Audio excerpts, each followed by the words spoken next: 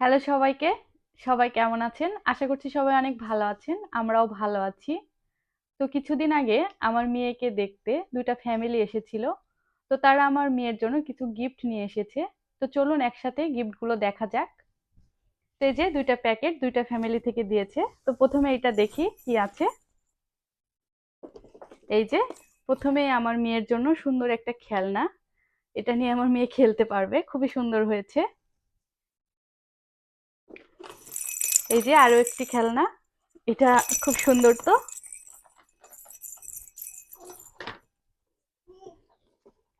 এই যে একটা ড্রেস, এখানে বেবিদের এই যে জামা আছে, প্যান্ট আছে, টুপি আছে।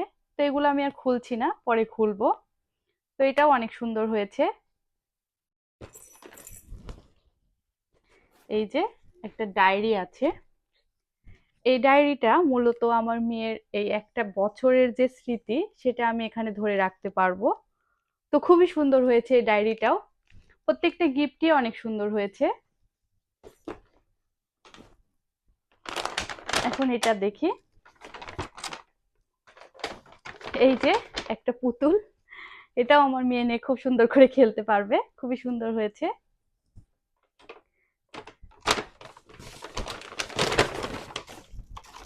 এই যে একটা ড্রেস,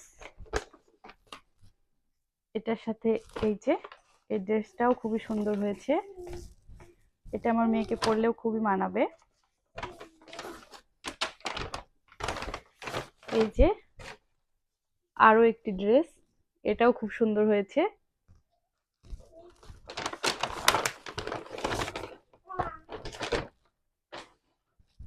এই যে এখানে ৩টা আছে এরকম ড্রেস।